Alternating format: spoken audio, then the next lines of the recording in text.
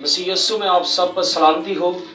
मेरी दुआ है कि आप हमेशा मसीह में बदन, रूह और दिमागों से तरोताज़ा रहें और आपको खुदा की सलामती हमेशा घेरे रहे। खुदा की ज़ात बाकरू हमेशा मसीह बहन भाइयों, खुदा की बेटी और बेटों हमेशा आपको कायम और दायम रखे। और मसीह में मेरी दुआ है आप आगे बढ़ते रहें, क्योंकि एक मसीह का अपनी ज़िंदगी में एक टारगेट, एक मकसद उसकी मंजिल ये है कि मसीह में वो आगे बढ़े। मसीह में वो क्या करे जी, जवानी की तरफ, मसीह में वो पूरी पहचान की तरफ जाए। तो आपको एक टारगेट मिला हुआ है कि आपने मसीह में क्या करना है, अपनी पहचान की तरफ जाना है। जिस तरह एक बच्चा पैदा होता है तो वो छोटा होता है, तो वो आहिस्ता आहिस्ता इर्तिका में से गुजर कर 7 से 8 स्टेजेस के बाद जाकर एक पूरा परवान चढ़ा हुआ, पूरा एक मुकम्मल समझ वो दुनिया की रखता है। हर चीज की उसे सूझबूझ होती है। बिल्कुल इसी तरह नसीहत में भी जब आप दाखिल होते हैं उसकी बादशाही में, तो आपने क्या करना है, उसमें आस्ता आस्ता नशनुमा पानी है। वो नशनुमा सिर्फ मसीह यस्सु की आवाज, मसीह यस्सु का कलाम सुनने से आप में आती है, आप में आगे बढ़ती है। तो हम उसी आयत को दोबारा देखते हैं। ये आयत दुनिया में मशहूर आयत है, यूहन्ना उसका 3 बाब और उसकी 16वीं आयत से मैं पढ़ देता हूँ। इस आयत पर हम ये मुसलसल चौथा दर्स दे रहे हैं। इस आयत पर हम मुसलसल चौथा सरमन पेश कर रहे हैं, इस पर तशरीह करते जा रहे हैं और मजीद इस आयत को हम खोलते जा रहे हैं। इसके अंदर जो भेद है हम वो खोलते जा रहे हैं। कल हमने सीखा था कि ये आयत मुकम्मल तौर पर रूहानी आलम में बात करी है। ये आयत मुकम्मल तौर पर फेथ डायमेंशन में बात करी है। ये आयत मुकम्मल तौर पर रूह में आपको हमेशा की जिंदगी दे रही है। खुदा रूह है और जरूर है उसके परेशान रूह और सच्चाई से प्रशिश करे। तो ये रूह की सतह पर, रूह के दर्जे पर ये आयत बात कर रही है। आज हम दूसरे दर्जे में जाके इसी आयत को देखेंगे। मैं पढ़ दिए देता हूँ, गौर कीजिएगा, तलावत आपके लिए करने लगा हूँ। क्योंकि खुदा ने दुनिया से ऐसी मोहब्बत रखी कि उसने अपना इकलौता बेटा बख्श दिया, ताकि जो कोई इस पर ईमान लाए हलाक ना हो, हमेशा की जिंदगी पाए। आमीन। इसमें से हम एक लफ्ज उठाते हैं, बेटा, कि खुदा ने दुनिया से ऐसी मोहब्बत रखी कि दुनिया के लिए, गुनाहगार के लिए अपना इकलौता बेटा बख्श दिया। तो इसमें से हम जो बेटा बख्शा गया उसे पकड़ते हैं और उस पर आज तशरीह करते हैं और उस बेटे की जो जात है उसे अपनी जात के साथ मुंसलिक करके उसमें से आखिरी हम निचोड़ लेंगे, यानी जिंदगी बख्श कुव्वत लेंगे उसमें से। निचोड़ कहते हैं, खुलासा कहते हैं, जिंदगी की कुव्वत, जिंदगी बख्श तस्वीर। सो जरूर है हम देखते हैं कि क्यों यहाँ पर लफ्ज आया बेटा।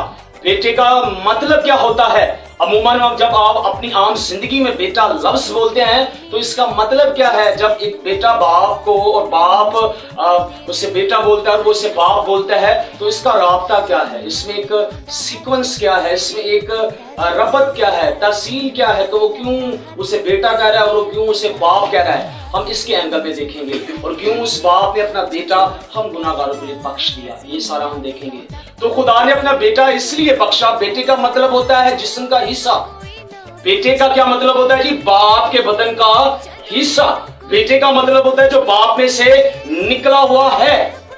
बेटे का मतलब जो बाप में से निकला हुआ है। मसीह यस्सु अपनी जुबान, मुबारक जुबान से फरमाते हैं कि मैं बाप में से निकल कर आया हूं। तो बेटे का मतलब क्या है? बाप के बदन का हिस्सा। तो खुदा ने, खालिक और मालिक ने, जो मेरी और आपकी बुनियाद, मेरी और आपकी जड़ है, जो बेहद तारीफ, तमजीद, हम्द, सताइश और हम्द और सना, शुक्रगुजारी के लायक है। सजदे उस जात को लायक है, सजदे उसी के लिए हैं। ये सारी कायनात, आलम और जहान अपने अपने अंदाज से उसकी तारीफ, उसकी तमजीद, उसकी हम्द करते हैं, क्योंकि वो खालिक और मालिक है। उसका कोई सानी नहीं, उसके जैसा कोई नहीं। वो एक है, तन्हा। तो जो एक तन्हा है, उसने अपने बदन का हिस्सा, यानी इकलौता जो एक ही हिस्सा है जो इंसान को बचा सकता है, जो इंसान को निजात दे सकता है, वो एक ही हिस्सा इस जमीन पर इंसान बनकर आ गया। वो एक ही इस जमीन पर जब आ गया, जब वो बाप में से निकल रहा है, जब वो बाप के बदन का हिस्सा है, तो बाप में से निकला है, कलाम में से कलाम निकला है, तो फिर वो खुदा को बाप कहता है, क्योंकि वो खुदा में से निकला है। तो फिर वो क्या कहेगा? खुदा के बदन का हिस्सा है। तो खुदा के बदन का हिस्सा है, तो वो खुदा को क्या कहेगा? बाप कहेगा। वो कलाम को क्या कहेगा? बाप कहेगा। तो वो कलाम में से निकला है, बाप में से निकला है, खुदा में से निकला है, इसलिए वो खुदा को, वो कलाम को क्या कहता है? बाप कहता है।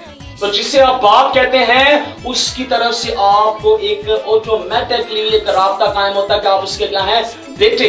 जब हम कहते हैं किसी को है बेटा, तो इसका मतलब मेरे बदन के हिस्से, तो मेरे मुझ में से निकला है। तो जब वो कहते हैं ना बाप, अब्बू, डैडी, पापा, तो इसका मतलब है मैं तुझ में से निकला हूं, तुझ में से निकला हूं।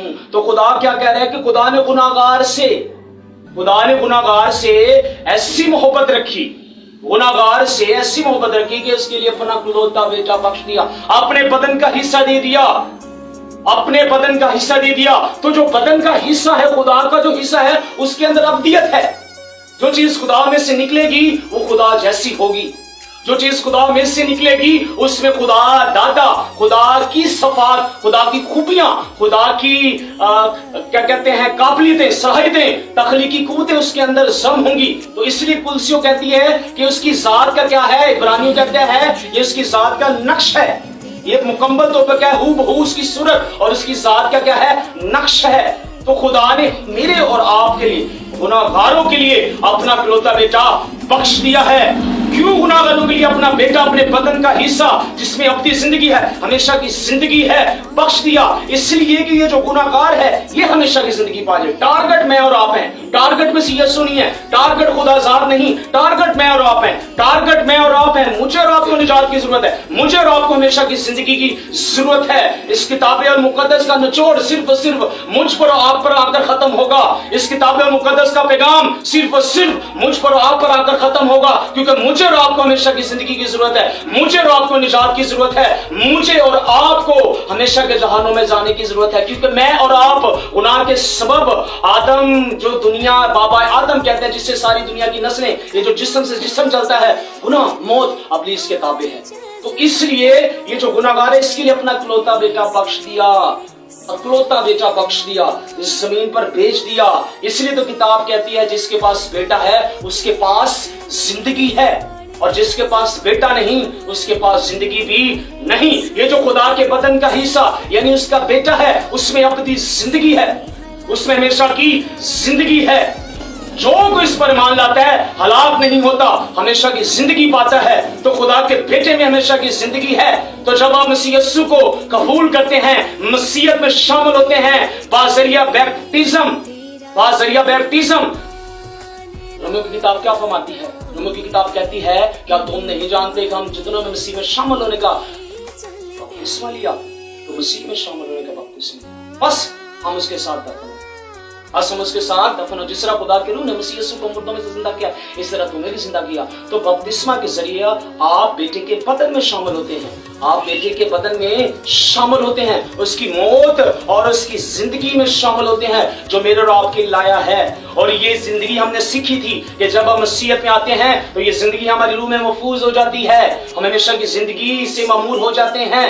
हम अपनी जिंदगी से, एवरलास्टिंग लाइफ से क्या है, हमारी रूह मामूर हो जाती है, हमारी रूह भरपूर हो जाती है। हम हमेशा की जिंदगी के क्या हो जाते हैं? वारिस बन जाते हैं। मसीह यीशु के तफैल, खुदा के बेटे के तफैल, हम उसके बदन का हिस्सा बन जाते हैं, हम भी खुदा की बेटियां और बेटे बन जाते हैं। इसलिए तो मसीह यीशु आसमान पर जाते हुए अंजील अल-मुनव्वरा में क्या कहते हैं? ग्रेट कमांडमेंट में क्या कहते हैं? ग्रेट कमीशन में क्या कहते हैं कि जाओ कौमों को जाकर अंजील सुनाओ।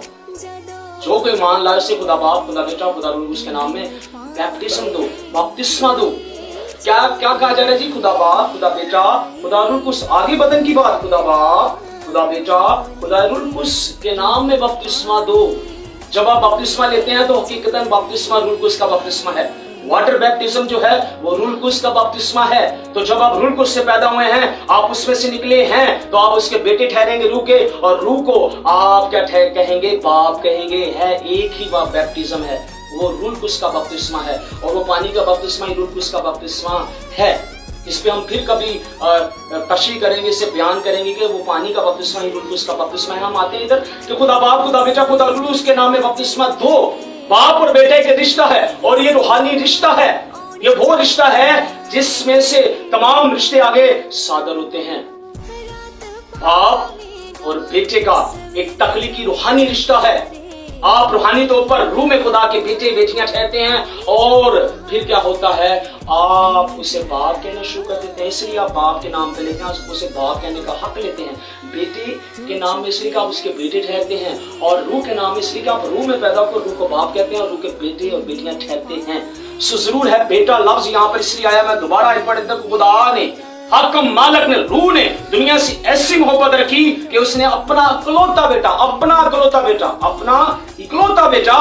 بخش دیا، دے دیا، قربان کر دیا، نذر کر دیا، تاکہ جو کوئی یعنی جو جسم پیدا ہوا ہے اس پر ایمان لائے، ہلاک نہ ہمیشہ کی زندگی پائے۔ ہم مسیح میں جب آتے ہیں تو بیٹے کے طفیل خدا کا جو بدن ہے اس میں جو ہمیشہ کی زندگی ہے اس کے طفیل ہم ہلاکت سے بچ جاتے ہیں، ہم گندم گراہ کی دیر سے بچا دیے جاتے ہیں اور ہمیشہ کے جہانوں میں داخل کر دیے جاتے ہیں، ہماری روح میں ہمیشہ کی زندگی محفوظ ہو جاتی ہے۔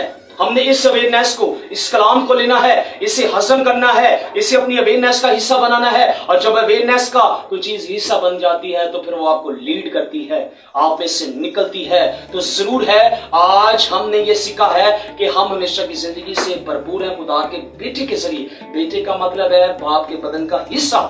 تو جب ہم بیٹے مسیح یسوع میں آدم لکھا ہے جس کے پاس بیٹا ہے اس کے پاس زندگی ہے۔ ہمارے پاس خدا کا بیٹا ہے، ہم خدا کی بیٹیاں اور بیٹے ہیں، ہم ہمیشہ کی زندگی سے ممور ہیں، ہماری روح مکمل طور پر ہمیشہ کی زندگی سے ممور ہے۔